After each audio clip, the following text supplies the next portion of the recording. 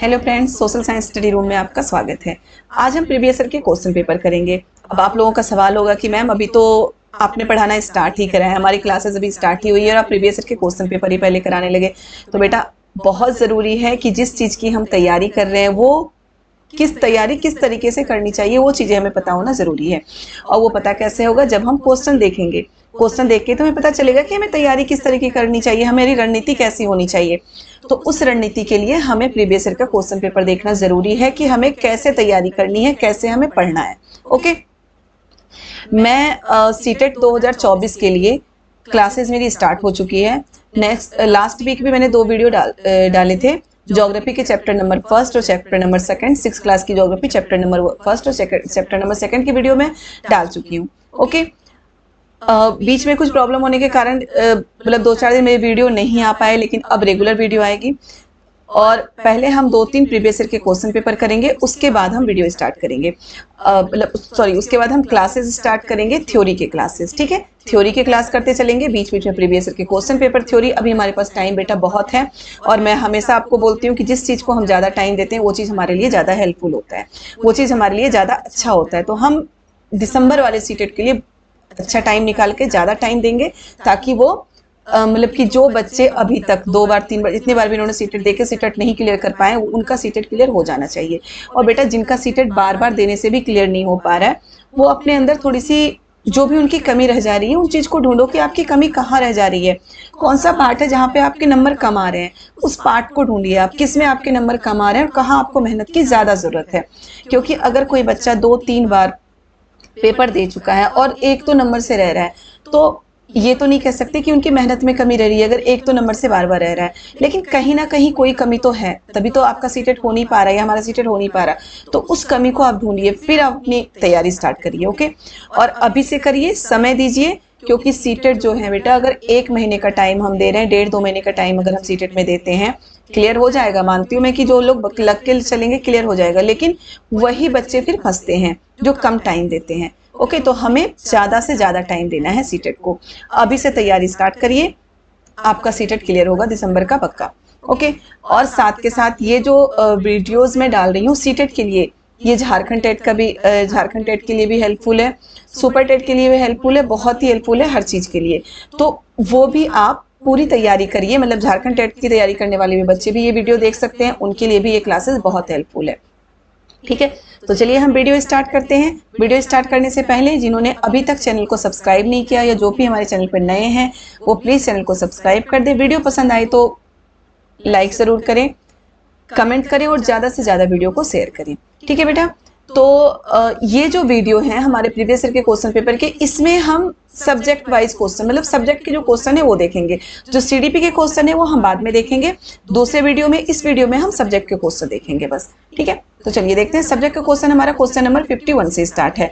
वैसे आपको पता है, जो नए बच्चे हैं उनको पता होना चाहिए, इसलिए उनके लिए बता रही हूँ कि जो फर्स्ट टाइम अभी सीटेट का एग्जाम देंगे उनके लिए कि 31 जो क्वेश्चन नंबर 31 होता है वहां से हमारा सब्जेक्ट स्टार्ट हो जाता है। 1 से 30 तक सीडीपी के क्वेश्चन होते हैं, 31 से हमारा स्टार्ट होता है 90 तक सब्जेक्ट, चाहे आपके साइंस हो या फिर आपका एसएसटी हो। 31 से आपका स्टार्ट होगा सब्जेक्ट। तो हमारा एसएसटी भी 31 से स्टार्ट हुआ है, लेकिन जो हमारे कभी जो इसमें जो पेडोलॉजी के क्वेश्चन होते हैं वो कभी आगे होता है कभी पीछे होता है, तो इसमें आगे है। तो हमारा 51 से जो है 51 से हमारा सब्जेक्ट बेस्ड क्वेश्चन इसमें है, जो हमारे हिस्ट्री सिविक ज्योग्राफी के क्वेश्चन आते हैं वो है।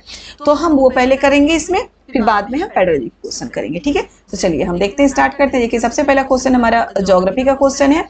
क्या है? यदि ग्रीनविच याम्योत्तर समय दोपहर के 12 बजे का है तो 45 डिग्री पूर्व देशांतर पर क्या है? बेटा ग्रीनविच होता क्या है? ग्रीनविच जो पृथ्वी है हमारा, ठीक है, पृथ्वी है। ये मैं आपको ज्योग्राफी में सारा कराऊंगी, बहुत डिटेल से कराऊंगी, तो प्लीज आप सारे वीडियो सारे ही क्लासेस ध्यान से देखिएगा, क्योंकि एक बार आपको क्लासेस देखने के बाद फिर आपको कहीं कोई गलती नहीं होगी, आप आराम से क्वेश्चन सॉल्व कर लीजिएगा। ओके, तो ये देखिए यहाँ पे जो ये पृथ्वी है, पृथ्वी भी पूरा गोल नहीं बन पाया है। पृथ्वी है, पृथ्वी के बीचों बीच एक रेखा जाती है जिसे 0 डिग्री देशांतर भी कहते हैं। देशांतर की रेखा, जो खड़ी रेखा होती है उसे देशांतर करते हैं, और जो इस तरह की रेखा होती है उसे क्या कहते हैं? विषुवत वृत्त। विषुवत वृत्त या अक्षांश रेखाएं कहते हैं। ठीक है, तो ये जो खड़ी रेखाएं है ना, ये देशांतर रेखा है। 0 डिग्री देशांतर, 0 डिग्री देशांतर को ही ग्रीनविच कहा जाता है, जिसे ग्रीनविच कहा जाता है। ग्रीनविच क्या है? महत्वपूर्ण समय रेखा है, ठीक है, विश्व का जो समय रेखा बोला गया है ग्रीनविच को।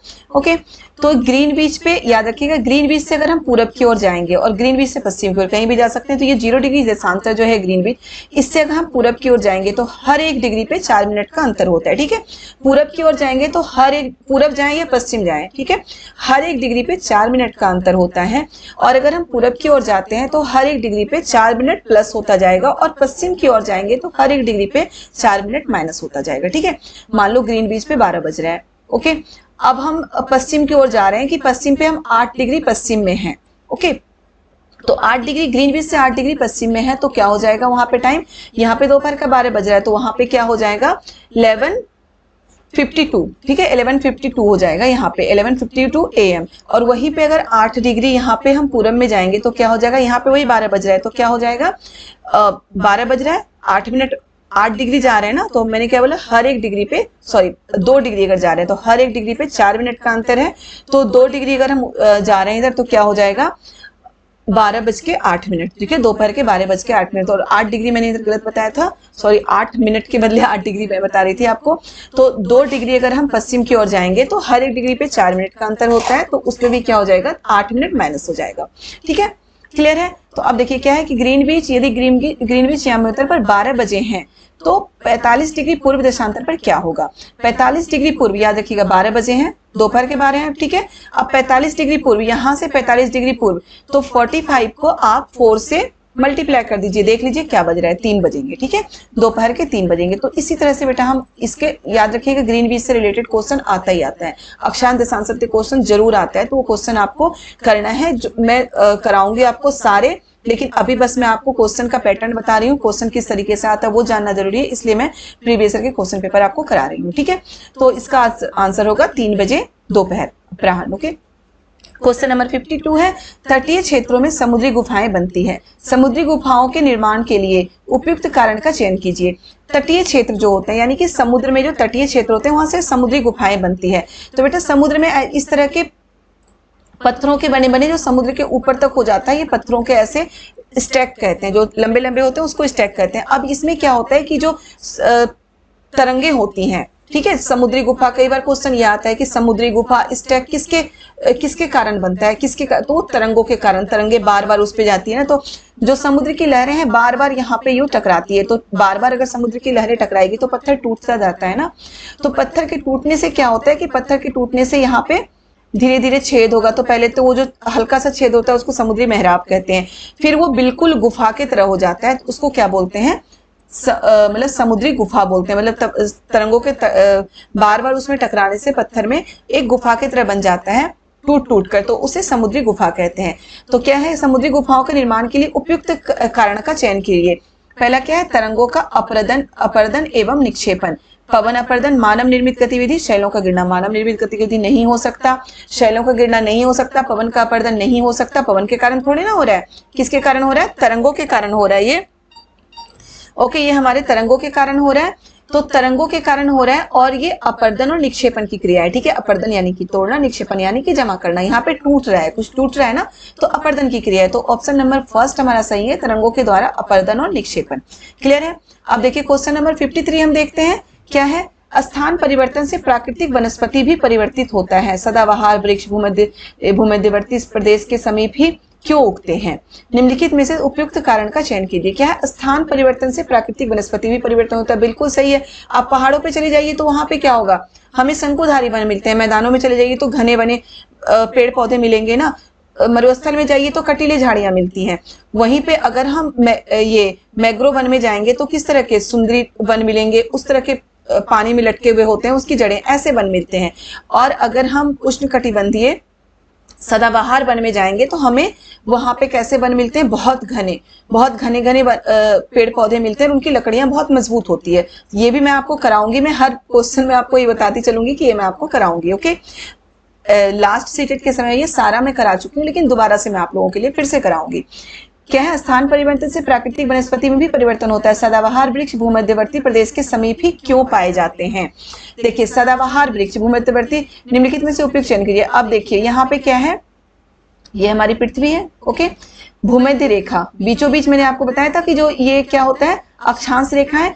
ये जो पड़ी हुई रेखा होती है जो बीचों बीच जाती है ना, इसको 0 डिग्री अक्षांश कहा गया है। अब सूर्य यहाँ है, सूर्य की किरणें यहाँ पे सबसे ज्यादा तेज पड़ती है, सबसे ज्यादा तेजी सीधी सूर्य की किरणें कहाँ पे पड़ती है, भूमध्य रेखा पे। तो जहाँ पे सूर्य की किरणें ज्यादा तेज पड़ेगी वहां पे वाष्पीकरण ज्यादा होगा, वाष्पीकरण ज्यादा होने के कारण क्या होगा, बादल बनेंगे, बारिश होगी। ओके, तो बारिश ज्यादा होगी, वहां पे घने जंगल पाए जाएंगे। तो यही कारण है कि इसे हम उष्णकटिबंधीय क्षेत्र कहते हैं। ठीक है, भूमध्य रेखा के आसपास को क्षेत्र को क्या कहा जाता है, यानी कि कर्क रेखा से मकर रेखा के बीच के क्षेत्र को उष्णकटिबंधीय क्षेत्र कहा जाता है। और यही कारण है कि यहाँ पे सदाबहार वन पाए जाते हैं, क्योंकि यहाँ बारिश बहुत ज्यादा होती है। ठीक है, तो वही है कि सदाबहार वृक्ष भूमध्य प्रदेश के समीप ही क्यों उगते हैं। अब इतना तो समझ में आ गया। अब देखते हैं क्या है, मध्य तापमान और मध्य वर्षा। मध्य तापमान और मध्य वर्षा में तो सदाबहार वृक्ष नहीं उगेगा ना। भारी वर्षा और उच्च तापमान, तो बिल्कुल सही है, भारी वर्षा और उच्च तापमान, गर्मी ज्यादा होती है और वर्षा बहुत ज्यादा होती है, इसलिए सदाबहार वृक्ष कहाँ होते हैं, भूमध्य प्रदेश में बहुत ज्यादा बारिश होती है और गर्मी ज्यादा होती है। ठीक है, चलिए नेक्स्ट देखते हैं। अक्षांशों के बारे में निम्नलिखित कथनों पर विचार कीजिए, निम्नलिखित में कौन सा कथन सही है अक्षांशों के बारे में। ठीक है, उत्तर ध्रुवीय वृत्त विषुवत रेखा से 23.5 डिग्री उत्तर में स्थित है। उत्तर ध्रुवीय वृत्त, ठीक है, विषुवत रेखा वही जो 0 डिग्री अक्षांश जिसे हम बोलते हैं ना, 0 डिग्री अक्षांश या भूमध्य रेखा, इसी को विषुवत रेखा भी बोला गया है। अब क्या है, उत्तर ध्रुवीय वृत्त विषुवत रेखा, यहाँ पे कर्क रेखा है, 23.5 डिग्री उत्तर में कर्क रेखा है, 66.5 डिग्री उत्तर में उत्तरी ध्रुव वृत्त है। ठीक है, अब 23.5 डिग्री दक्षिण में मकर रेखा है, 66.5 डिग्री दक्षिण में दक्षिणी ध्रुव वृत्त है। अब पहला क्या है कि उत्तर ध्रुवीय वृत्त विषुवत रेखा से 23.5 डिग्री उत्तर में है, बिल्कुल गलत है। 23.5 डिग्री उत्तर में तो क्या है, कर्क रेखा है। दूसरा है मकर रेखा दक्षिणी गोलार्ध से होकर गुजरती है। मकर रेखा दक्षिणी गोलार्ध से होकर गुजरती है, बिल्कुल सही है, मैंने बताया था दक्षिण में है मकर रेखा, 23.5 डिग्री दक्षिण में। ठीक है, तो हमारा ऑप्शन नंबर 2 सही है, लेकिन हम और भी ऑप्शन देख लेते हैं। क्या है, दक्षिणी ध्रुव वृत्त विषुवत रेखा से 23.5 डिग्री दक्षिण में, 66.5 डिग्री दक्षिण में, गलत है। कर्क रेखा दक्षिणी गोलार्ध से गुजरती है, तो कर्क रेखा कहाँ से गुजरती है, उत्तरी गोलार्ध से गुजरती है। ठीक है, तो ऑप्शन नंबर 2 हमारा सही है। चलिए अब क्वेश्चन नंबर 55 देखते हैं। ग्लोब को 2 बराबर भागों में बांटने के लिए खींची गई काल्पनिक रेखा को क्या कहते हैं। तब से बताती आ रही हूं मैं आपको, क्या कहते हैं, विषुवत वृत्त कहते हैं। ग्लोब को 2 बराबर भागों में बांटने के लिए खींची गई काल्पनिक रेखा को क्या कहते हैं, विषुवत वृत्त कहते हैं। ठीक है, अब इसको 0 डिग्री अक्षांश भी कहते हैं, भूमध्य रेखा भी कहते हैं, याद रखिएगा। अब नेक्स्ट क्वेश्चन है, निम्नलिखित में से ग्लोब के बारे में सही कथनों का चयन कीजिए। ग्लोब के बारे में सही कथनों का चयन कीजिए। क्या है, ग्लोब पर अक्षांश और देशांतर रेखे खींचे जाते हैं, बिल्कुल सही है, ग्लोब पर अक्षांश और देशांतर रेखा खींचा ही जाता है, ये सही है हमारा। यह अपने अक्ष पर झुकी हुई अवस्था में, बिल्कुल सही है, ग्लोब अपने अक्ष पर थोड़ी सी झुकी हुई है। यह पृथ्वी का वास्तविक प्रतिरूप है, यह भी सही है, पृथ्वी का वास्तविक प्रतिरूप है। अब क्या ये अंडाकार आकृति में है, तो ग्लोब अंडाकार आकृति में नहीं होता है। ग्लोब क्या होता है, गोल होता है, और ऊपर और नीचे से यानी कि ध्रुवों के पास थोड़ी सी चपटी होती है। आप ग्लोब देखते होंगे कि ध्रुवों के पास थोड़ी सी चपटी होती है। तो हमारा ए, बी और सी सही है, ए, बी और सी सही है। ओके, अब यहां से क्वेश्चन आता है बेटा, ये जो 3 आपके हैं ना, यहां से भी क्वेश्चन आ सकता है कि पृथ्वी का वास्तविक स्वरूप क्या है। पृथ्वी का वास्तविक स्वरूप ग्लोब है। अब ये अपने अक्ष पर कितना झुका हुआ है, ठीक है, अपने अक्ष पर कितना झुका है, कक्षीय समतल से कितनी डिग्री का कोण बनाता है, इस तरह के क्वेश्चन आते हैं, सारे मैं आपको कराऊंगी। चलिए नेक्स्ट क्वेश्चन देखते हैं। समताप मंडल की परिस्थितियां हवाई जहाज उड़ाने के लिए आदर्श होती है, यही कारण है, सही कारण का चयन कीजिए। अब समताप मंडल, वायुमंडल की जो परतें होती हैं, सबसे नीचे का परत होता है क्षोभ मंडल, उसके बाद होता है समताप मंडल, फिर मध्य मंडल, फिर बहिर्मंडल और बाह्य बहिर्मंडल। ओके, तो इस तरह से परतें होती हैं, 5 परतें होती हैं। अब समताप मंडल में क्या होता है कि मौसम संबंधी सभी घटनाएं कहाँ पे होती हैं, मौसम संबंधी सभी घटनाएं क्षोभ मंडल में होती हैं। ठीक है, जो क्षोभ मंडल जिसमें हम रहते हैं, इसमें बादल बनना, आंधी तूफान आना, पेड़ पौधे, तापमान का बहुत तेजी से घटना बढ़ना, ये सब कहाँ पे होता है, क्षोभ मंडल में। तो यहाँ पे वायुयान उड़ाने के लिए तो आदर्श नहीं हो सकता ना हवाई जहाज के लिए, क्योंकि कहीं बादल बनना है, कहीं बारिश हो रहे हैं, कहीं ओले हो रहे हैं, तो फिर प्लेन क्रैश हो सकता है। ठीक है, तो यहाँ ये तो सही नहीं है। तो और जो समताप मंडल है, नाम से देखिए क्लियर है, समताप यानी कि तापमान वहां पे बिल्कुल समान होता है, वहां पे ना बादल बनते हैं, ना ओले गिरते हैं, ना ही आंधी तूफान आता है, और तापमान बिल्कुल समान होता है, तापमान घटता बढ़ता नहीं है।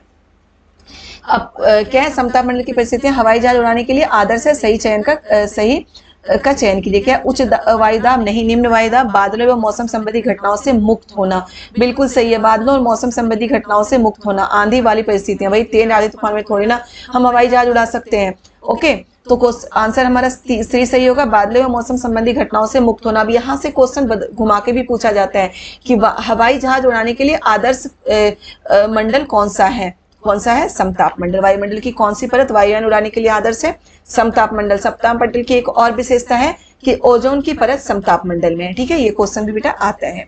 अब चलिए नेक्स्ट देखते हैं, निम्नलिखित कथनों का सही मिलान करिए। देखिए वही आ गया, ओजोन परत मैं अभी आपको बता चुकी हूँ, ओजोन परत कहाँ है? समताप मंडल में। ओके, रेडियो प्रेषण, रेडियो जो हमारे सैटेलाइट होते हैं वो कहाँ से आते हैं? बाह्य वायुमंडल से सैटेलाइट हमारे मतलब कि सैटेलाइट होता है जिससे कि हम रेडियो प्रसारण सुनते हैं। मौसम संबंधी घटना ये भी मैं आपको बता चुकी थी, कहाँ है? क्षोभ मंडल। पतली वायु जो सबसे ऊपर होता है ना, बहिर्मंडल, वहां पे वायु की बहुत पतली परत पाई जाती है। और अभी के क्वेश्चन जो अभी सीटेट हुआ था जुलाई, उसमें ये क्वेश्चन आया था कि वायु की सबसे हल्की परत कहाँ पाई जाती है, कौन से मतलब कि वायुमंडल की कौन से परत में पाई जाती है जहां से कि वायु अंतरिक्ष में चली जाती है, तो वो कहाँ पे है? बहिर्मंडल, सबसे ऊपर की परत है। ओके, यहाँ पे वायु की सबसे पतली परत पाई जाती है। क्लियर है? यहाँ से क्वेश्चन बेटा आता ही आता है, जो ये वायुमंडल की परत है इससे देखिए दो क्वेश्चन इसमें आ चुका था, इसमें से हर बार क्वेश्चन आता है 1 या 2। ओके, तो हमारा ऑप्शन नंबर 4 इसका सही है। अब याद रखिएगा, इन जो मिलान करने वाला होता है ना, मिलान में थोड़ा सा कॉमन सेंस लगाइए, अगर 1 या 2 भी आपको आता है तो आप सारे कर सकते हैं। ओके, चलिए अब देखते हैं यहाँ पे, गल्फ स्ट्रीम गर्म महासागरीय जलधारा है, क्योंकि ये गल्फ स्ट्रीम गर्म महासागरीय जलधारा। अब आप सोचिए, थोड़ा सा कॉन्सेप्ट लगाइए कि गर्म महासागरीय जलधारा कहाँ से उठेगी? जहां पे गर्मी ज्यादा होगी। मैं आपको बता चुकी हूँ कि भूमध्य रेखा पे गर्मी बहुत ज्यादा होती है क्योंकि सूर्य की किरणें पड़ती हैं, तो वहीं पे तो गर्म महासागरीय धारा रहेगी। तो गल्फ स्ट्रीम गर्म महासागरीय धारा है क्योंकि ये ध्रुवों से भूमध्य रेखा की ओर चलती है। ध्रुवों पे तो बहुत ठंडा होता है, 6 महीने दिन और 6 महीने रात होती है, तो वहां पे इतना ठंडा मौसम है कि वहां पे तो गर्म मतलब कि गर्म महासागरीय धारा वहां तो हो ही नहीं सकती, तो ध्रुवों से भूमध्य रेखा की ओर नहीं चलती, ये तो गलत ही है। अंत भूमि के नीचे से गर्म होती है, बिल्कुल नहीं। गर्म पानी के झरनों स्रोतों के द्वारा उत्पन्न होती है। जहां पे महासागर की बात हो रही है वहां पे झरनों की बात तो आनी ही नहीं चाहिए। भूमध्य रेखा के निकट होती है, बिल्कुल सही है। कहाँ पे होती है? भूमध्य रेखा के निकट होती है। ओके, अब नेक्स्ट है, निम्नलिखित युगलों का मिलान कीजिए। निम्नलिखित युगलों का मिलान कीजिए। ठीक है, ये तो कृषि से आ गया। देखिए क्या, स्थानांतरित कृषि। स्थानांतरित कृषि क्या है? अर्ध शुष्क प्रदेश, सघन जनसंख्या वाले, सघन वन वाले। स्थानांतरित कृषि क्या होता है बेटा? या तो झूम कृषि कह सकते हैं इसे, कर्तन एवं दहन कृषि कह सकते हैं। ओके, ये आदिवासी जो होते हैं वो ज्यादा इस तरह की कृषि करते थे। अभी भी कुछ प्रदेशों में ये होता है। उसमें क्या होता है कि जंगलों को काटकर उसे जलाकर उसके राख को मिट्टी में मिलाते हैं, फिर वो मिट्टी उपजाऊ हो जाती है, वहां पे कृषि करते हैं, फिर एक बार फसल तैयार होने के बाद वो जगह को परिवर्तित कर लेते हैं, दूसरी जगह चले जाते हैं, इसलिए उसको स्थानांतरित कृषि कहा गया है। कर्तन एवं दहन इसलिए कहा गया उसे क्योंकि काटना और जलाना, कर्तन का मतलब काटना, दहन का मतलब जलाना, उसमें काटने और जलाने की प्रक्रिया हो रही है, तो कर्तन एवं दहन कृषि कहा गया है। ये होता कहाँ है? घने जंगलों में, सघन वन वाले क्षेत्रों में होता है। ठीक है, वाणिज्यिक अनाज कृषि। वाणिज्यिक अनाज कृषि यानी कि जो व्यापार के लिए अनाजों की कृषि करते हैं, वो कहाँ पे होगा? शीतोष्ण घास के मैदानों में होता है वाणिज्यिक अनाज कृषि। ठीक है, शीतोष्ण घास मैदान। गहन निर्वाह कृषि। गहन निर्वाह कृषि तो सघन जनसंख्या वाले क्षेत्र में ही तो हो सकता है गहन निर्वाह कृषि, जहां पे जनसंख्या ज्यादा होती है। ओके, सलवासी पशुचारण। अर्ध शुष्क और शुष्क प्रदेश। सलवासी पशुचारण कहाँ होगा? यानी कि जो पशुएं पालते हैं और वो अपने पशुओं को लेकर जगह परिवर्तित करते हैं, तो कहाँ होंगे? अर्ध शुष्क यानी कि जहाँ पे सूखे का मौसम होता है, मौसम के साथ जहाँ पे सूखा पड़ जाता है, वहीं पर तो पशुओं को ले जाने, कहीं और ले जाने की जरूरत पड़ती होगी ना, तो इसका ये होगा। तो ऑप्शन नंबर 2 हमारा सही है। ओके, यही मैं आपको बता चुकी हूँ, और 1 2 भी हमें याद होगा तो हम सारे कर सकते हैं। चलिए नेक्स्ट देखते हैं क्या है। निम्नलिखित कथनों में से ऊर्जा संसाधनों पर असत्य कथन का चयन कीजिए। ऊर्जा संसाधनों पर याद रखिएगा, हम असत्य कथन की बात आ गई है, असत्य कथन का चयन कीजिए। क्या है? बायोगैस ग्रीन हाउस प्रभाव का कारण होती है। बिल्कुल नहीं, बायोगैस ग्रीन हाउस प्रभाव का कारण नहीं है। सौर ऊर्जा नवीकरणीय ऊर्जा है, सॉरी, बायोगैस ग्रीन हाउस प्रभाव का कारण है, तो बिल्कुल सही है। बायोगैस ग्रीन हाउस प्रभाव ऊर्जा का कारण। सौर ऊर्जा नवीकरणीय है, ये भी सही है।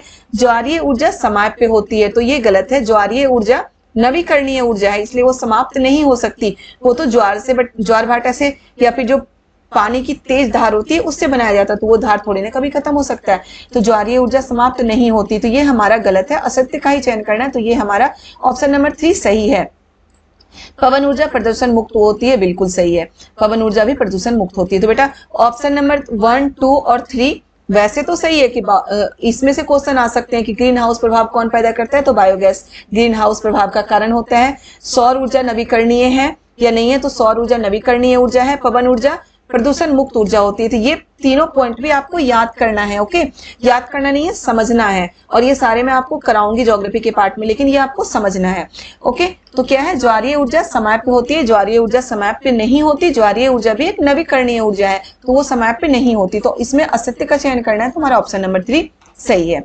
नेक्स्ट देखिए, निम्नलिखित में से यातायात का कौन सा साधन अधिक दूरी में भारी एवं बड़े आकार वाले सामानों को ढोने के लिए सबसे सस्ता होता है, तो जल मार्ग। अधिक दूरी में भारी आकार वाले सामान को ढोने के लिए, अधिक दूरी, एक देश से दूसरे देश में हमें जाना है, तो क्या हम एरोप्लेन से बहुत भारी भारी सामान लेके जा सकते हैं? नहीं ले जा सकते हैं, ठीक है। क्या है, भारी आकार वाले सामानों को अधिक, यातायात का कौन सा साधन अधिक दूरी एवं भारी बड़े आकार वाले सामानों को ले जाने के लिए सस्ता, ठीक है। तो भाई एरोप्लेन से ले जाएंगे तो महंगा भी तो पड़ेगा, बहुत सस्ता तो हो ही नहीं सकता। सस्ता कौन सा होगा? जल मार्ग, ओके। नेक्स्ट देखिए, अपने पर्यावरण को बचाने के लिए जिस प्रकार के संसाधनों का हमें अधिक उपयोग करना चाहिए वो सुझाइए। पर्यावरण को बचाने के लिए हमें किस प्रकार के संसाधनों का अधिक उपयोग करना चाहिए? नवीकरणीय संसाधन का, जो नवीकृत हो सकता है, यानी कि फिर से जो बन सकता है, वैसे संसाधनों का हमें ज्यादा से ज्यादा उपयोग करना चाहिए, ओके। मानव निर्मित अनवीकरणीय संसाधन जो अभी मतलब कि खत्म होने वाला हो, उसका उपयोग तो हम अगर जरूरत से ज्यादा करेंगे तो वो समाप्त हो जाएगा, हमारे आने वाली पीढ़ियों के लिए नहीं बच पाएगा। मानव निर्मित संसाधन, मानव निर्मित संसाधन भी तो अनवीकरणीय हो सकता है। मानव निर्मित संसाधन ज्यादातर अनवीकरणीय ही होता है, याद रखिएगा। तो मानव निर्मित संसाधन भी खत्म हो सकता है, अजैव संसाधन भी खत्म हो सकता है। तो एक बस नवीकरणीय संसाधन है जो नवीकृत हो जाता है, नवीकृत हो सकता है। तो हमें नवीकरणीय संसाधनों का ज्यादा उपयोग करना चाहिए। अब एक क्वेश्चन नंबर 64, एक कक्षा गतिविधि के समय शिक्षक ने विद्यार्थियों से आदिवासियों जैसी दिखने वाली गुड़िया का चयन करने के लिए कहा। अधिकांश विद्यार्थियों ने रंग बिरंगे कपड़े पहने हुए, सिर पर मुकुट लगाया और नृत्य मुद्रा वाली गुड़िया उठा ली। यह व्यवहार क्या दिखाता है? अब याद रखिए, किसी के बारे में कुछ हम अपने दिमाग में बिठा कर रखे, मतलब क्या होता है, क्लास में ये बोला गया कि आप एक आदिवासी गुड़िया बनाइए, तो वो बच्चे कैसे बना रहे? रंग बिरंगे कपड़े पहने हुए, सिर पर मुकुट लगाए और नाचते हुए नृत्य मुद्रा वाली गुड़िया उठा ली। तो ये व्यवहार क्या दिखाता है? कि उनके मन में, हमारे मन में उन आदिवासियों के लिए ऐसी ही भावना है कि वो ऐसे ही होते हैं, ठीक है। तो भेदभाव इसे नहीं कह सकते, प्रगतिशीलता नहीं कर सकते, पूर्वाग्रह नहीं कर सकते। ये क्या है? रूढ़िवादी भावना। रूढ़िवादी भावना क्या होती है? कि जो बहुत समय से हम अपने दिमाग में जिस भावना को बिठा कर रखें उसे हम रूढ़िवादी भावना कहते हैं, ठीक है। भेदभाव तो क्या होता है? भेदभाव होता है अमीर और गरीब में भेदभाव होता है, ऊंच नीच में भेदभाव होता है, जातिगत भेदभाव होता है, अमीर गरीब में भेदभाव होता है। पूर्वाग्रह क्या होता है? कि किसी के लिए कुछ गलत भावना अपने दिमाग में बिठा लेना, ठीक है, नेगेटिव भावना बिठा लेना, उसे पूर्वाग्रह कहते हैं। रूढ़िवादी धारणा क्या है? कि किसी चीज के लिए हम अपने दिमाग में बहुत पहले से यही बात बिठा रखें कि वो तो ऐसा ही है, ठीक है, वो है रूढ़िवादी धारणा, ओके। अब नेक्स्ट देखते हैं, किसी के प्रति पूर्वाग्रही होने का अर्थ है उन्हें नकारात्मक रूप से देखना। बिल्कुल सही है बेटा, उन्हें नकारात्मक रूप से देखना। उन्हें उत्तम श्रेष्ठ, बिल्कुल नहीं। पूर्वाग्रह का मतलब श्रेष्ठ नहीं, पूर्वाग्रह का मतलब है नकारात्मकता की दृष्टि से देखना। जो लोग भिन्न है उनका अनादर करना। नकारात्मकता का मतलब ही होता है कि उनका अनादर करना। मनुष्यों के समूह के सदस्यों के विरुद्ध भेदभाव रखना, बिल्कुल सही है। तो ए, सी और डी हमारा सही है, ऑप्शन नंबर ए हमारा सही है। अब देखिए क्या है नेक्स्ट क्वेश्चन, निम्नलिखित तत्वों को पढ़िए तथा सही विकल्प का चयन कीजिए। संघीय व्यवस्था भारत में सांस्कृतिक विविधताओं की आवश्यकताओं तथा मांगों का पालन करती है। संघीय व्यवस्था क्या होता है? जिसमें 2 या 2 से ज्यादा स्तर की सरकार हो, उसे संघीय व्यवस्था कहते हैं, ठीक है। भारत में 3 स्तर की सरकार है, पंचायती राज्य, राज्य सरकार, केंद्र सरकार। तो भारत में संघीय शासन व्यवस्था है। अब पहला क्या है? संघीय व्यवस्था भारत में सांस्कृतिक विविधताओं की आवश्यकताओं तथा मांगों का पालन करती है, ठीक है। तो बिल्कुल सही है, सांस्कृतिक विविधताओं और आवश्यकताओं की मांगों का पालन करती है। दूसरा हमारा क्या है? कि यह देश में अभिशासन के बहुलित चरण स्थापित करता है। तो ये भी हमारा सही है, ए और बी दोनों ही सही है। और ए मतलब कि दोनों सही है, और आर मतलब कि ए और आर दोनों सिर्फ आर ए की सही व्याख्या भी है, क्योंकि क्या है, भारत में सांस्कृतिक विविधताओं की मांगों का पालन करता है। दूसरा क्या है, अभिशासन के बहुलित चरण, यानी कि सभी जो शासन होते हैं उसके अच्छे चरण, जिसमें सभी को मिलाकर चला जाए, ऐसे चरण को स्थापित करता है संघीय शासन व्यवस्था। तो इसमें भी तो यही बात कही गई है, तो व्याख्या कर रहा है, आर इसकी व्याख्या कर रहा है, तो हमारा 4 सही होगा। नेक्स्ट है, निम्नलिखित में से किन घटनाओं की पहचान अनुसूचित जाति और अनुसूचित जनजाति अत्याचार रोकथाम अधिनियम 1989 के उल्लंघन के रूप में की गई है। अब जो ये अत्याचार अधिनियम लागू किया गया था 1989, उसमें था क्या, उसमें क्या था कि ऊंचे जाति के लोगों के द्वारा जो नीची जाति मतलब अनुसूचित जाति के लोगों के विरुद्ध हिंसा, उनके साथ मारपीट करना, उन्हें मंदिर में नहीं घुसने देना, उनके साथ गंदे काम, यानी कि जो पुजारी होते थे उनके पैर धुला के पिला देना, इस तरह की चीजें उनके साथ होती थी। तो यही सब चीजें का निवारण करने के लिए 1989 में अत्याचार रोकथाम अधिनियम लागू किया गया था। अब देखिए इसमें यही के रूप में की गई है कि घटनाओं की पहचान करिए, क्या क्या घटनाएं थी। क्या, उच्च जाति के लोगों द्वारा अनुसूचित जाति के लोगों के विरुद्ध हिंसा, बिल्कुल सही है। अनुसूचित जाति समुदाय के सदस्य को आपत्तिजनक पदार्थ खाने के लिए बाध्य करना, ये भी सही है। गैर आदिवासी लकड़ी व्यापारियों को जनजातीय भूमि के दोहन की अनुमति देना, तो ये भी बिल्कुल सही है। जो गैर आदिवासी थे उनको क्या करते थे, वो आदिवासियों के जो भूमि होती थी उनके दोहन, यानी कि वहां से जाके लकड़ियां काट के, पेड़ पौधे काट कर उनको वहां से भगा दिया जाता था आदिवासियों को, और उनकी जमीन को हड़प लिया जाता था। तो ये सारी चीजें होती थी, इसी के कारण मतलब कि अत्याचार रोकथाम अधिनियम लागू किया गया था 1989 में। नेक्स्ट क्या है, अनुसूचित जाति समुदाय के सदस्य से विवाह करना, तो ये तो हो ही नहीं सकता, तो ए, बी और सी सही है हमारा, ऑप्शन नंबर 4।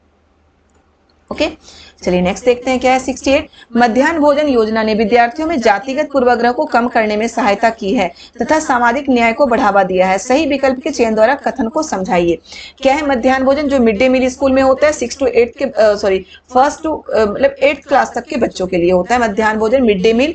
उसमें जातिगत पूर्वाग्रहों को कम करने में सहायता की तथा सामाजिक न्याय को बढ़ावा दिया है, बिल्कुल सही है। अब इसमें क्या क्या, सभी जातियों के बच्चे साथ साथ खाना खाते हैं, बिल्कुल स्कूल में सभी जातियों के बच्चे रहते हैं, साथ में खाना खाते हैं। कई स्थानों में दलित महिलाओं को खाना पकाने के लिए रखा गया, ये भी सही है। बिल्कुल ये लाइन बेटा आपके एनसीईआरटी के बुक में एक एक लाइन दी गई है। ओके, ये सारी लाइन की दलितों को खाना पकाने के लिए रखा गया है। स्कूलों में गरीब बच्चों के प्रवेश लेना कई गुना बढ़ गया, ये भी सही है, क्योंकि जो बच्चे खाना नहीं मिलता था और उनके पेरेंट्स क्या करते थे, अपने बच्चों को भी काम पे ले जाते थे कि वहां उन्हें खाना मिल जाएगा। अब वो क्या करते हैं, उन्हें स्कूल में फ्री का खाना मिल रहा है, फिर क्यों अपने बच्चों से काम कराएंगे, वो उन्हें स्कूल भेजते हैं ताकि उन्हें भोजन मिल जाए, इसके लिए भी भेजते हैं, भोजन मिल जाए। तो भोजन के ही लोभ में अगर कोई बच्चा स्कूल आ रहा है, क्लास में बैठ रहा है, तो कुछ तो पढ़ेगा। अगर आप मेरा वीडियो देख रहे हैं, भले आपका मन ना हो देखने का, सुन रहे हैं, कुछ तो समझ में आ रहा है ना, तो यही चीजें होती हैं उनके साथ भी, ठीक है। वो जो गरीब बच्चे होते हैं जिन्हें भोजन तक नहीं मिल पाता, तो ये सारे फायदे हुए हैं मिड डे मील के। स्कूल छोड़ने की दरों में कमी, स्कूल छोड़ने की दरों में कमी, तो ये चीज तो नहीं होगा, तो ये तीनों ए, बी और सी हमारा सही है। सॉरी, स्कूल छोड़ने की दरों में कमी, तो ये भी तो बिल्कुल सही है कि स्कूल छोड़ने की दरों में कमी। स्कूल छोड़ने की दर यानी कि अब बच्चे स्कूल बीच में नहीं छोड़ते। गरीब बच्चे क्या करते थे, काम करने के लिए, कि उन्हें कहीं काम करने के लिए जा रहा है, स्कूल बीच में पढ़ाई छोड़ देते थे।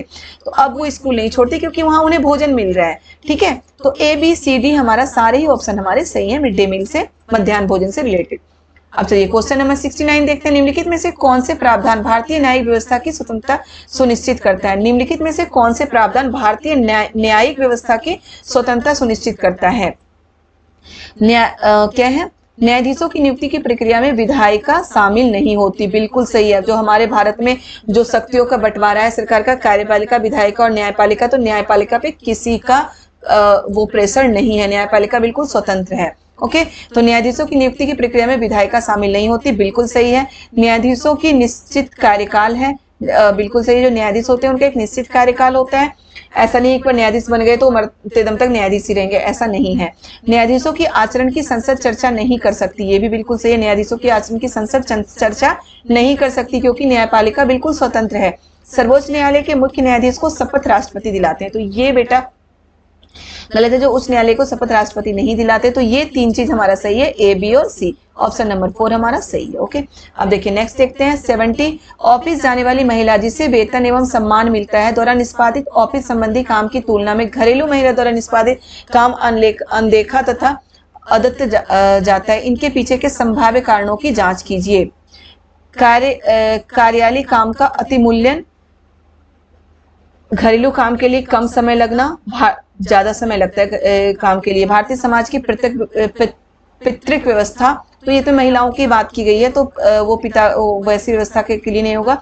घरेलू काम का अवमूल्यन, की घरेलू काम में कोई सैलरी नहीं मिलती, ओके, इसलिए इन्हें कम मापा जाता है। अगर घरेलू काम के लिए भी महिलाओं को सैलरी दी जाएगी ना, जो माँ पत्नी होती है उन्हें अगर सैलरी दी जाती तो उनके काम को भी ज्यादा आंका जाता, लेकिन उन्हें कोई सैलरी नहीं दी जाती, बिना पैसे के वो काम करती, इनके इसलिए उनके काम को कम आंका जाता है। ठीक है, अब नेक्स्ट है, भारतीय नागरिकों को अनुदत्त किस मौलिक अधिकार की परिधि के अंतर्गत सर्वोच्च न्यायालय ने भोजन के अधिकार, निजता के अधिकार तथा प्रदूषण मुक्त जल एवं वायु के अधिकार की व्याख्या की है? तो ये है हमारा जीवन के अधिकार में, और जीवन के अधिकार की बात की गई है अनुच्छेद 21 में, याद रखिएगा। ये है ना निजता का अधिकार, प्रदूषण मुक्त जल का अधिकार, पानी का मतलब प्रदूषण मुक्त वायु का अधिकार और भोजन का अधिकार, ये हमारे जीवन के अधिकार में ये बातें की गई है। और जीवन के अधिकार का कहाँ पे बात हुई है? अनुच्छेद 21 में। ओके, ये सारे अनुच्छेद मैं आपको पढ़ाऊंगी पॉलिटी में, लेकिन अनुच्छेद 21 में निजता की बात की गई है, मतलब जीवन के अधिकार की बात की गई है। नेक्स्ट है, भारतीय धर्मनिरपेक्षता अमेरिकी धर्मनिरपेक्षता से भिन्न है, दोनों के बीच के भेदों की पहचान करने वाले सही विकल्पों की निम्नलिखित में से पहचान कीजिए। तो बेटा भारतीय धर्मनिरपेक्षता में क्या है ना, कि भारतीय धर्मनिरपेक्षता जो है वो किसी भी धर्म को प्रधान धर्म नहीं मानेगी, धर्म से एक संवैधानिक दूरी बना के रखेगी। संवैधानिक दूरी का मतलब क्या है कि अगर धर्म सही तरीके से चल रहा है तो वो दूरी बना के रखेगी, लेकिन धर्म में अगर कुछ गलत हो रहा है तो उसमें वो इंटरफेयर करके उसका सुधार कर सकती है। लेकिन जो अमेरिकी धर्मनिरपेक्षता है, अमेरिकी धर्मनिरपेक्षता में यही बात है कि वहां पे किसी धर्म को महत्वपूर्ण धर्म नहीं माना जाएगा, लेकिन वो क्या है कि धर्म से जो मतलब कि राज्य है वो बिल्कुल दूरी बना के रखेगी, धर्म और राज्य में कोई भी मतलब नहीं होगा धर्म को मतलब कि राज्य को धर्म से। ठीक है, तो हम यहाँ पे देखते हैं क्या ऑप्शन क्या है। अमेरिका में राज्य और धर्म में से कोई भी एक दूसरे के मामलों में हस्तक्षेप नहीं करता, बिल्कुल सही है ये।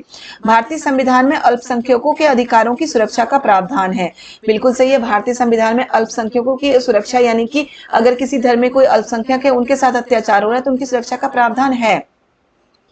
अमेरिका और भारत दोनों ही राज्य के मामले और भारतीय मामलों में स्पष्ट पृथक्करण बनाए रखते हैं।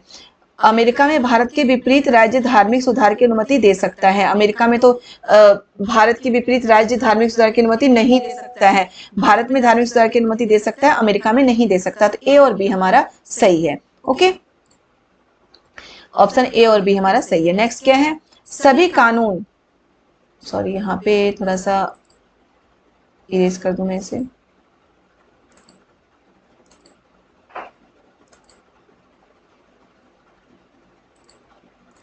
अब रेड ले लेती हूँ मैं। ठीक है, हमारा ऑप्शन क्या था, ए और बी सही है। ठीक है, अब देखिए क्या है, सभी व्यक्ति कानून की दृष्टि में समान है। वाक्य का अर्थ है सभी व्यक्ति कानून की दृष्टि में समान है, ये समानता के अधिकार में है हमारा, याद रखिएगा। जो मौलिक अधिकार में समानता का अधिकार है, सबसे पहला अधिकार उसमें यही कहा गया है कि सभी व्यक्ति कानून की दृष्टि में समान है, वो किसी भी जाति धर्म लिंग के हो, उनके साथ कानून किसी भी तरह का कोई भेदभाव नहीं किया जाएगा। अब चलिए देखते हैं क्या है, सभी नागरिकों को अपने सामाजिक आर्थिक एवं आर्थिक स्तर से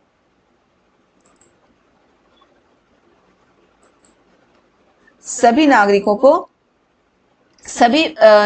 को अपने सामाजिक आर्थिक स्तर के अनपेक्ष समान कानून का पालन करना है, बिल्कुल सही है। अपने सामाजिक कानून का पालन करना है सभी नागरिकों को समान तरीके से। कानून की दृष्टि में किसी भी व्यक्ति के साथ उसके नस्ल वर्ण धर्म जाति के आधार जेंडर के आधार पर भेदभाव नहीं किया जाएगा, ये भी बिल्कुल सही है। असमानताएं समाप्त हो गई हैं, असमानताएं समाप्त हो गई, ये बेटा अभी समाप्त नहीं हुई, जब तक हम नहीं चाहेंगे समाप्त नहीं होगी, भले ही कितने कानून बन जाए। ठीक है, यह समस्त नागरिकों के लिए निष्पक्ष अवसर तथा गौरवमय जीवन सुनिश्चित करती है, तो ये भी बिल्कुल सही है। तो याद रखिए बेटा हमारा ए और बी और डी हमारा ऑप्शन इसमें सही है। ओके, नेक्स्ट है, निम्नलिखित में से कौन से युग में सही सुमेलित है? निम्नलिखित में से कौन से युग सही सुमेलित है? राजमिस्त्री, राजमिस्त्री क्या होता है? दिहाड़ी मजदूर, बिल्कुल सही है, दिहाड़ी मजदूर तो है राजमिस्त्री। राजमिस्त्री के पूरे साल काम मिलता है नहीं, हर दिन के हिसाब से उन्हें काम मिलता है, तो ए सही है। घरेलू कामगार, अनियमित मजदूर, जो घरेलू कामगार होते हैं वो क्या होते हैं? अनियमित ही तो मजदूर होते हैं, कभी काम मिला कभी नहीं मिला। सब्जी विक्रेता स्वरोजगार, सब्जी विक्रेता स्वरोजगार नहीं मान सकते हैं। दुकान में सुपरवाइजर व्यवसायी, सॉरी सब्जी विक्रेता स्वरोजगार होता है, क्योंकि सब्जी लेके हम जब बेच रहे हैं तो वो किसी के अंडर हम थोड़ी ना काम कर रहे हैं, खुद ही तो कर रहे हैं। दुकान में सुपरवाइजर, व्यवसायी, तो ये नहीं होगा सही हमारा। ए, बी और सी हमारा सही है मिलान। ओके, नेक्स्ट देखते हैं। ग्रामीण क्षेत्रों से शहरी क्षेत्रों में बढ़ते प्रवसन के परिणाम स्वरूप शहरों में औद्योगिक स्थलों के निकट श्रम क्षेत्रों में वृद्धि देखी गई है। इस प्रकार के प्रवसन के कारण है, प्रवसन यानी कि जो प्रवास करते हैं लोग, गांव से शहरों की ओर जाते हैं, क्यों जाते हैं? शहरी क्षेत्रों में जीवन के स्तर में अधोगति, तो ये नहीं है। ग्रामीण कामगार बाजार में विघटन, बिल्कुल सही है, जो ग्रामीण कामगार बाजार में विघटन हो रहा है। घटी हुई कृषि उत्पादकता, ये भी सही है। ग्रामीण क्षेत्र में बढ़ी हुई कुशल कार्यबल एवं संख्या, तो इससे थोड़ी ना होगा बेटा, यही है कि हमारे बी और सी ऑप्शन सही है। ठीक है, ऑप्शन नंबर 4। अब नेक्स्ट है, निम्नलिखित में से किन सेवाओं को सार्वजनिक सेवाओं में सम्मिलित किया गया है? याद रखिएगा, सार्वजनिक सेवा वो होती है जो सभी के लिए, जो सरकार के द्वारा दिया जाता है और सभी जनता के लिए है। पुलिस सेवाएं सरकार के द्वारा दी जा रही है, सभी के लिए। न्यायिक सेवाएं सरकार के द्वारा दी जा रही है, सभी के लिए है। शैक्षिक सेवाएं सरकार के द्वारा दी जाती है, सभी के लिए है। निर्माण सेवाएं सभी के लिए जरूरी नहीं है। ओके, तो ए, बी और सी हमारा ऑप्शन सही है, ऑप्शन नंबर 4। ओके, नेक्स्ट देखते हैं। 1883 में इल्बर्ट बिल के लागू करने का पर विरोध हुआ, क्यों लागू करने पर विरोध हुआ था? भारतीयों ने इसका विरोध किया क्योंकि इस बिल पर ने ब्रिटिश सरकार को बिना सबूत के भारतीयों पर मुकदमा चलाने की छूट दे दी, ये नहीं होगा। अंग्रेजों ने इस बिल का विरोध किया। इल्बर्ट बिल में क्या था? इल्बर्ट बिल में क्या था कि इल्बर्ट बिल में था कि जो भारतीय न्यायाधीश हैं वो भी अंग्रेजों पर मुकदमा चला सकते हैं, जबकि भारत में क्या था कि अगर अंग्रेज कोई गलत काम भारत में ही कर रहा है तो जो भारतीय न्यायाधीश है वो उन पर मुकदमा नहीं चलाएंगे, उन पर मुकदमा अंग्रेजी न्यायाधीश ही चलाएंगे। ठीक है, तो ये चीज गलत थी और इल्बर्ट बिल में था कि भारतीय न्यायाधीश भी उन पर मुकदमा चला सकते हैं, और इस पर अंग्रेजों ने बहुत ज्यादा मतलब कि विरोध किया था और इल्बर्ट बिल को वापस भी ले लिया गया था। ठीक है, देखिए क्या अंग्रेजों ने इस बिल का विरोध किया क्योंकि अब भारतीय भी ब्रिटिश या यूरोपीय व्यक्तियों पर मुकदमा चला सकते हैं, तो ये बिल्कुल सही है।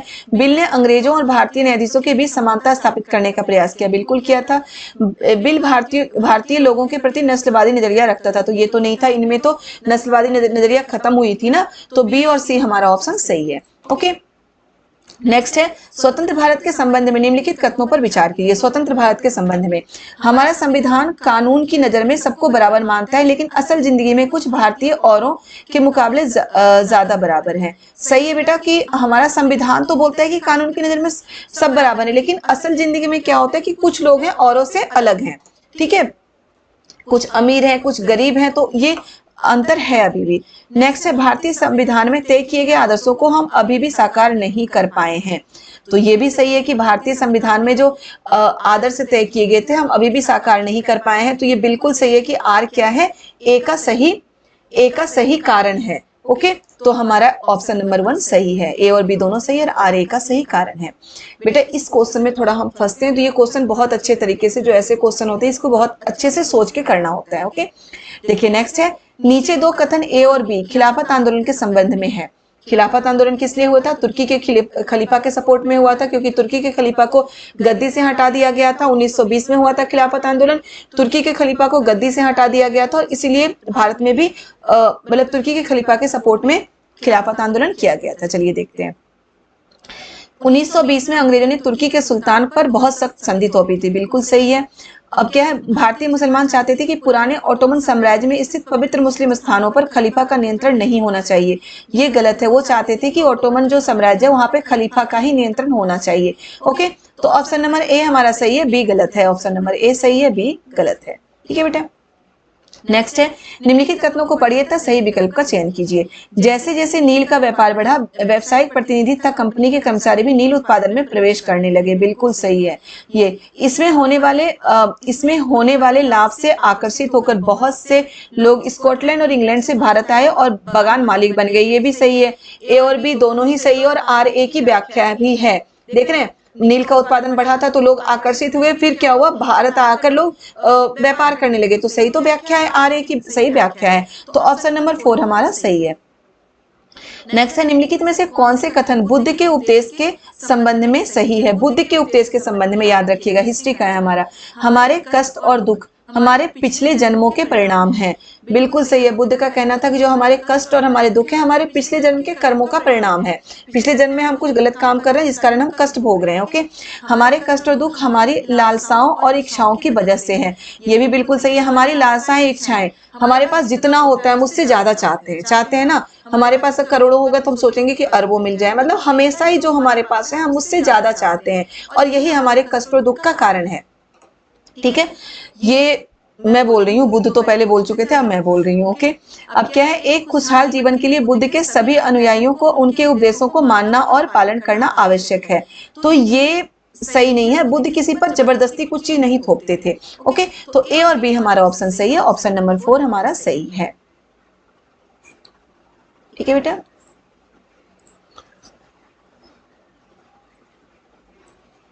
चलिए नेक्स्ट देखते हैं क्या है। 16वीं और 17वीं शताब्दियों में यूरोपीय बाजारों में भारतीय कपड़ों की मांग में तेजी आने से भारत के बुनकरों में निम्नलिखित परिवर्तन आए। अधिकांश लोगों ने कताई, धुलाई और रंगाई का धंधा अपना लिया। बिल्कुल सही है, अगर तेजी आई है तो वो तो अपनाएंगे ही। शिल्पकारों के कामकाज में स्वतंत्रता में बढ़ोतरी, तो ये शिल्पकारों के कामकाज में स्वतंत्रता में कोई बढ़ोतरी नहीं हुई थी। डिजाइनों में बहुलता और शिल्पकारों की कलात्मकता में बढ़ोतरी ये भी नहीं हुई थी। एजेंटों की से पहले ही पेशगी लेकर काम करने की नई प्रणाली, तो ये हुआ था। ये हमारे याद रखिएगा, ये हमारे पॉलिटी का क्वेश्चन है। ठीक है, लग तो रहा है हमारे हिस्ट्री का, लेकिन ये हमारे पॉलिटी में आया था। तो हमारा ए और डी सही है। चलिए फिर देखते हैं, निम्न जातियों की दुर्दशा पर ज्योतिराव फूले की 1873 में आई किताब समर्पित है। 1873 में ज्योतिराव फूले ने एक किताब लिखी थी, उस किताब का नाम आप मुझे बताएंगे कमेंट करके, क्योंकि मैं जो पढ़ा चुकी हूँ प्रीवियस ईयर के और भी जो मैं पहले करा चुकी हूँ उसमें है, लेकिन आप चलिए कमेंट करके इसका नाम जरूर बताइए कि 1873 में ज्योतिराव फूले ने कौन सी किताब लिखी थी। क्या है, भारत के उपनिवेशवाद विरोधी आंदोलन के राष्ट्रवादियों को नहीं, भक्ति गायकों को नहीं, अमेरिकी गृह युद्ध में दास प्रथा का विरोध करने वाले कार्यकर्ताओं को। बिल्कुल सही है, और वो किताब थी बेटा गुलामगिरी। मैं ही बता देती हूँ, गुलामगिरी नामक किताब लिखी थी उन्होंने 1873 में। और किसके लिए लिखी थी? अमेरिकी गृह युद्ध में दास प्रथा का विरोध करने वाले कार्यकर्ताओं के लिए। क्वेश्चन शायद अभी जुलाई में भी आया हुआ है, शायद मुझे क्लियर नहीं है, लेकिन आया था ये क्वेश्चन शायद, कि अमेरिकी गृह युद्ध में दास प्रथा का विरोध करने वाले कार्यकर्ताओं के लिए उन्होंने समर्पित की थी किताब गुलामगिरी, जो कब लिखी थी उन्होंने? 1873 में। ठीक है, और ज्योतिराव फूले द्वारा जो ब्रह्म समाज की स्थापना की गई थी, याद रखिएगा, ब्रह्म समाज की स्थापना की गई थी ज्योतिराव फूले द्वारा। ओके, इसे इरेज कर दो वरना फिर आपको कंफ्यूजन होगा कि आंसर कौन सा है। नेक्स्ट लिखिए, निम्नलिखित कथनों पर विचार कीजिए। 19वीं सदी के दूसरे अर्ध तक गैर ब्राह्मण जातियों के भीतर से भी लोग जातीय भेदभाव के खिलाफ आवाज उठाने लगे और सामाजिक समानता और न्याय की मांग करते हुए आंदोलन की शुरुआत की। बिल्कुल सही है बेटा, जो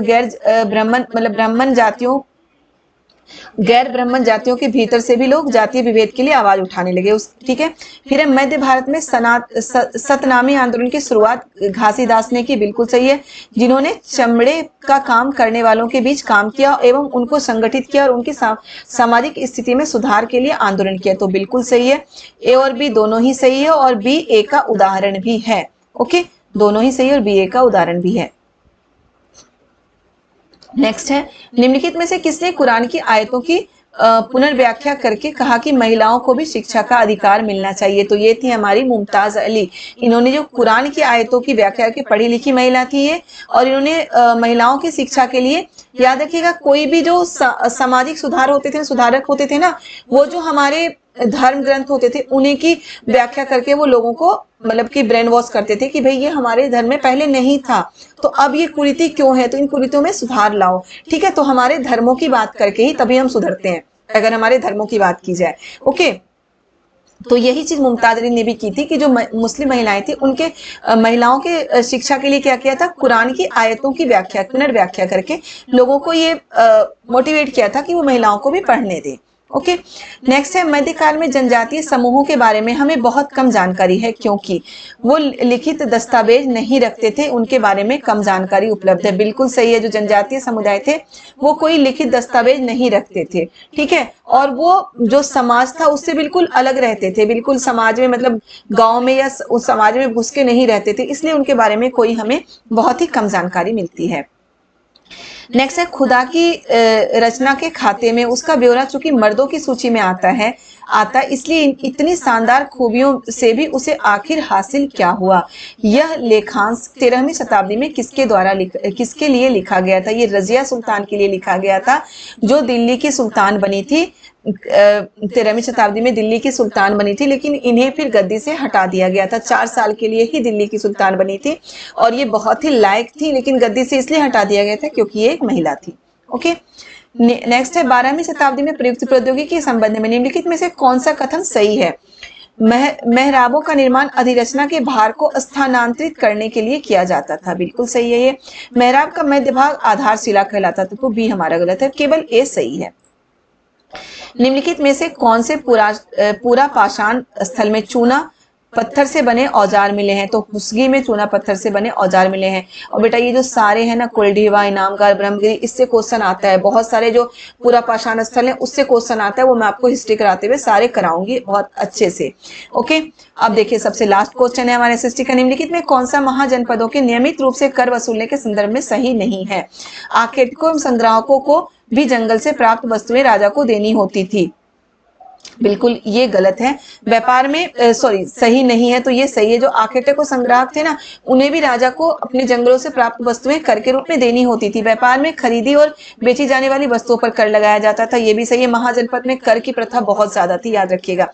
ज्यादातर फसलों पर कर का उपज आधा हिस्सा निर्धारित होता था, तो ये गलत है। ओके, चरवाहों को जानवरों या उनके उत्पादन के रूप में कर देना पड़ता था, ये भी सही है। तो हमारा गलत ढूंढना है, तो ये गलत है। तो बेटा ये हमारे जो सब्जेक्ट के क्वेश्चन है वो हो चुके हैं। अभी मैं एक दो और आपको प्रीवियस ईयर के क्वेश्चन पेपर कराऊंगी, ठीक है। और मैं सुपर टेट के भी क्वेश्चन कराऊंगी, क्योंकि उससे भी रिलेटेड क्वेश्चन आते हैं और सुपर टेट में पढ़ने वाले बच्चे भी उससे फायदा ले सकते हैं। ओके, तो बेटा अब मैं एक दो और क्वेश्चन करा के, प्रीवियस ईयर के क्वेश्चन पेपर करा के, फिर मैं अपना स्टार्ट कराऊंगी आपको थ्योरी के साथ क्वेश्चन पेपर। फिर हम ये भी करेंगे, थ्योरी के साथ हम क्वेश्चन पेपर करेंगे, क्वेश्चन पेपर के साथ फिर से थ्योरी, और फिर लास्ट में जो पेपर के नजदीक मैराथन क्लासेस चलेगी हमारी, वो पेपर के पास हम 1 महीने पहले मैराथन क्लासेस स्टार्ट करेंगे, जिसमें कि इंपॉर्टेंट टॉपिक, आप पिछली वीडियो जो भी बच्चा हमारा देख चुका है उसमें आपने देखा होगा ज्योग्राफी के जो भी इंपॉर्टेंट टॉपिक के वीडियो मैंने कराए थे 1 वीक पहले, वो सारे टॉपिक से क्वेश्चन आया था। ठीक है, 5 से 6 टॉपिक मैंने कराए थे, वो सारे टॉपिक से क्वेश्चन आया था। तो बेटा आप बिल्कुल चैनल पे बने रहिए, अभी से पढ़ाई स्टार्ट कर दीजिए। सीटेट के लिए, सुपर टेट के लिए, बीपीएससी के लिए, टीआरई जो टीआरई 4.0 आ रहा है उसके लिए, झारखंड टेट के लिए, सबके लिए जो भी जिसकी तैयारी कर रहे हैं अभी से स्टार्ट करिए। बिल्कुल नहीं सोचना, ये नहीं करना कल, क्योंकि कल कभी नहीं आता, याद रखिएगा। कभी भी आप पढ़ाई में अगर ये सोचेंगे ना कि आज रहने दो कल से स्टार्ट करेंगे, तो वो नहीं हो पाता है। कल फिर आता नहीं, कल फिर कल होगा। तो ये बिल्कुल मत सोचिएगा कि हम कल करेंगे, हम अभी करेंगे, है ना। ये आपने सुना है ना, काल करे सो आज कर, आज करे सो अब। अभी, आज और अभी से स्टार्ट करिए पढ़ाई। ओके, बुक लीजिए। और मैं हमेशा आपको बताती रही हूँ, पहले भी आपको बताती थी कि आप नोट्स बनाइए, अपने हाथों से नोट्स बनाइए। जो वीडियो मैं आपको मतलब जो भी थ्योरी के वीडियोस में डाल रही हूँ उसके नोट्स बनाइए। आप वीडियो देखते देखते नोट्स बनाइए, उस नोट्स को पढ़िए, दोबारा फिर से वीडियो देखिए, एक एक पॉइंट क्लियर होगा आपका।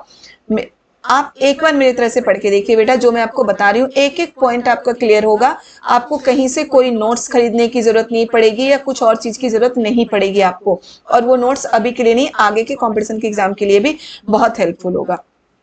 ठीक है बेटा, तो चलिए वीडियो मैं यहीं खत्म करती हूँ। अभी एक और मैं आपको प्रीवियस ईयर के वीडियोस डालूंगी, उसके बाद फिर हम थ्योरी के पार्ट जो क्लासेस है फिर से स्टार्ट करेंगे।